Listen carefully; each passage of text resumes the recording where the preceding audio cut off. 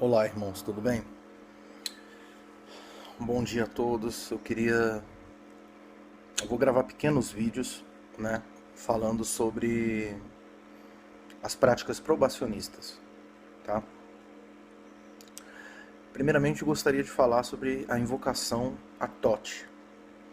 Eu acho que as autoafirmações, elas são autoexplicativas, né? Essa frase foi uma frase meio pleonástica, né? Só fazendo um pequeno paralelo, é muito importante que na hora de nós nos propormos e nos dispormos, né, a fazer qualquer prática, a gente está totalmente presente naquilo. Está num ambiente tranquilo, num ambiente, se possível, onde você não vai ter interrupções externas. Não estou querendo ensinar a padre a rezar a missa, mas acho importante ressaltar essas coisas que todo mundo já sabe. Bom, eu, pensando bem, eu queria falar rapidamente sobre as autoafirmações. Eu acho muito importante, né, por exemplo, ao dizer, né, primeiro, o processo de visualização, né, então você busca criar o seu dia, mentalizar, afirmar as coisas que você quer para você. Procura trazer sua mente como você gostaria que fosse todo o seu dia. Você pegar, ir ao trabalho, o que você gostaria de fazer no trabalho, as coisas que você gostaria de realizar. Ou seja lá, assim, isso se for um dia comum, se for um sábado, se for um domingo. Imagine-se mesmo fazendo essas coisas, recebendo notícias boas que vocês gostariam de receber. Isso é um processo de criação mental, né? Um processo de fato alta magia, tá? Depois que você faz todo esse processo de criação mental, você pronuncia com autoridade: minha consciência e minhas atitudes são as bases da minha existência. Depois você vem a parte vermelha, que é eu sou. Tá? Eu trabalho muito com cores, porque eu acho que você mudar as cores, isso ajuda a pessoa a apreender mais as coisas. Muitas pessoas são visuais, a maior parte dos seres humanos, né? A ciência fala, né, que você pode ser visual, auditivo, sinestésico, ou um conjunto de todas, né? De um modo geral, a maior parte das pessoas elas são visuais, depois auditivas. Por isso eu gosto de trabalhar com cores. Então você trabalha o eu sou sempre afirmando com autoridade: eu sou muito mais do que penso que sou. Eu sou com Deus. Eu sou com o infinito. Eu sou com a eternidade. Eu sou um. Né? Isso é importante, você trabalhar dessa forma. Né? Você falar: eu sou éter. Eu sou fogo. Sabe? Autoridade. Tá? Porque tudo isso é um processo de criação mental e de transmutação mental, um processo alquímico. Tá? É um processo que dentro das cavalarias, das ordens mais internas, né, a gente chama de a transmutação de verdade do seu sangue no que eles chamariam de sangue azul, sangue real. Né? É muito interessante, eu tenho um amigo que uma vez ele ficou correndo atrás de algumas ordens mais internas e tudo mais, né? E certa vez ele foi até uma ordem, que é uma ordem que eu até, né, tenho os materiais, né, que é uma linha da Golden Dawn que funciona lá no norte da Europa continental. Né? O material, eles trabalham muito mais em sueco mesmo e tudo, né? Tem alguma ligação com o rito de Swedenborg e tudo mais. E eles viraram e falaram assim para ele: olha, infelizmente você não pode entrar porque você não tem sangue azul.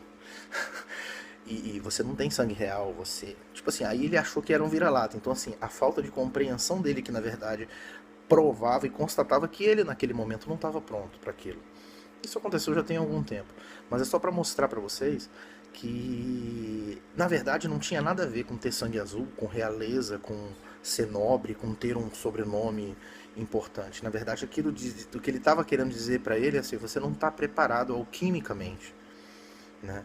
Você não se tornou dono e senhor do seu destino, comandante de sua alma, como diria, né, Nelson Mandela, que durante 30 anos lia, né, e decorado, né, na mente dele a poesia do William Haney, né? invictos. Eu aconselho vocês a acessarem meu blog. Na parte de poesias tem essa poesia. É Thales, com THALLES, jp.wordpress.com.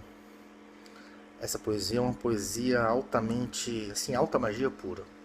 Bom, como sempre, eu sou altamente prolixo e os meus apostos são maiores às vezes até do que o próprio texto, né? Mas isso tem o seu porquê. Como eu queria falar para vocês antes de passar para invocação, depois que você passa por todos os eu sou, eu vou, eu quero, eu reconheço, eu conheço, eu desenvolvo, tudo é unidade, todos somos, Deus está. Aí você vai para a parte roxa que está assim, eu contagio o campo quântico. Por que eu falo isso? Porque na verdade todo esse processo de autoafirmação eu busco fazer uma atualização, né? E como já conversei com vocês, não uma adaptação, porque a tradição eterna, como o próprio nome diz, ela é eterna e imutável. Nós não adaptamos a espiritualidade. A espiritualidade ela é do jeito que ela é e acabou. Nós não temos condições, né? Não temos autoridade. Ninguém tem autoridade, tá? Ninguém, por mais evoluído que seja, de adaptar.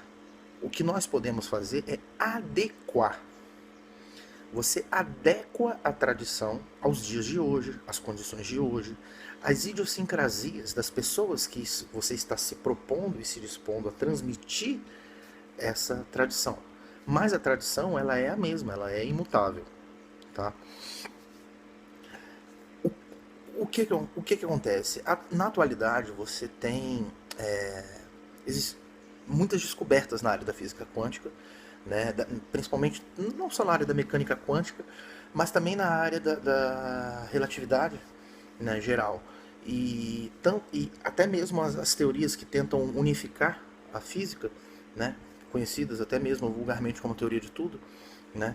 Eu aconselho quem se interessa por essa parte da física estudar a teoria M, né? A teoria M, se você for analisar, ela fala tudo que vem que os grandes Rosacruzes, os grandes místicos e alquimistas vêm falando desde a antiguidade, né? Na verdade, você vê coisas na teoria M que você encontra em textos, né, de Hermes Trismegistus e por aí vai, né? Agora, você tem que ter a capacidade de conseguir fazer essa analogia, essa interpretação, né? Por isso eu citei esse termo, campo quântico. Né? Eu usei esse termo exatamente para a gente tentar essa busca incessante, né? De voltar, né? De volta ao princípio, de reunificar a ciência com a religião, a fé com a razão. Essas coisas elas não podem ser dissociadas, tá? Assim, essa é a minha humilde opinião. E eu de verdade acredito, né? Tenho essa certeza no meu coração que não existe divisão, não existe separação. Né? Nós, às vezes, criamos divisões e separações porque a nossa cabeça funciona um pouco assim. Né? E isso ajuda a gente. E é um método, às vezes, didático. Então, eu mesmo, às vezes, crio. Né? Mas isso tem separações e divisões, mas isso tem apenas um fundo assim metodológico. Você entende? Por motivos assim pedagógicos, de facilitar a transmissão de determinados conhecimentos e criar um certo procedimento para que a pessoa consiga apreender toda aquela verdade. Agora, uma vez que você consegue necessariamente assim se dissociar dos símbolos e conseguir se ater aos significados, você começa a perceber que as coisas são todas entrelaçadas. Isso você já tem filósofos que falam, né? Anaxágoras de Clasômera, um pré-socrático que fala: se tudo advém de tudo, nada pode advir do nada. Então, assim, as coisas elas são todas unificadas, né? Então aí vem, eu contagio o campo quântico. Eu quero ser surpreendido, aprender, crescer, evoluir, revolucionar, transmutar e ser transmutado. Eu quero que se manifeste para mim a realidade absoluta. Num outro momento eu vou explicar para vocês mais em detalhes esses conceitos todos de realidade absoluta, realidade relativa, ilusão absoluta e até a questão do plural, né? Porque você tem realidades relativas que formam uma realidade relativa total, que na verdade é uma ilusão absoluta. e que se contrasta com a realidade absoluta. É claro que, por que o termo relativo? Porque para nós é realidade. Mas em termos absolutos, quando se fala em termos absolutos, se fala partindo do sentido da própria espiritualidade e, consequentemente, do todo.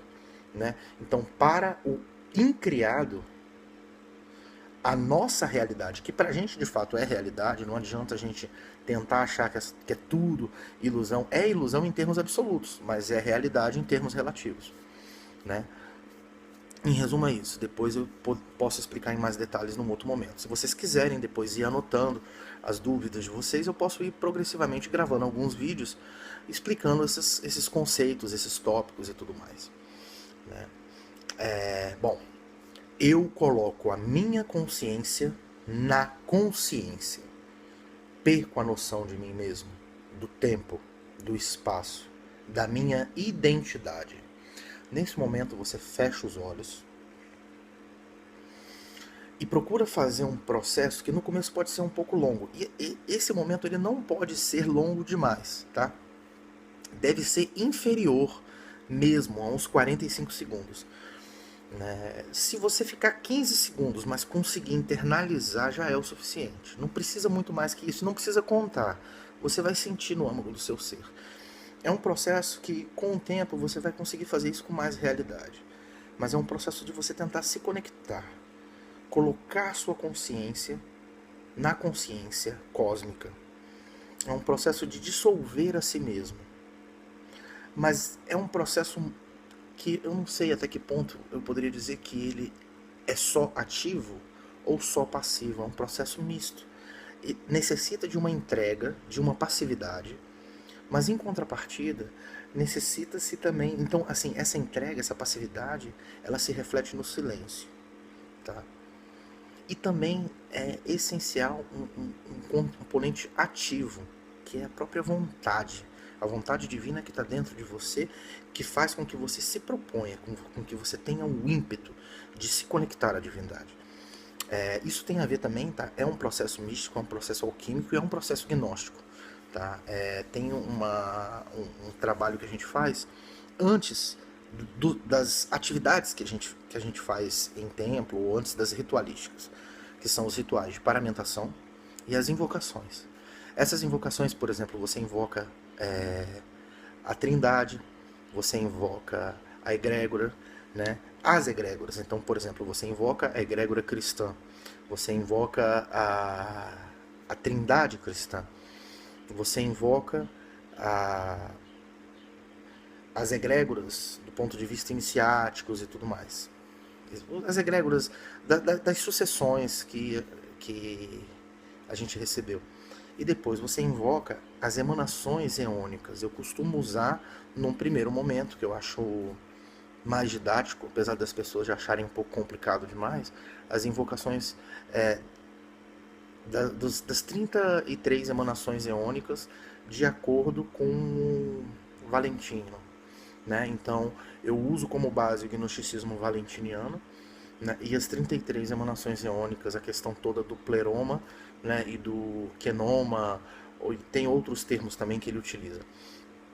Tá?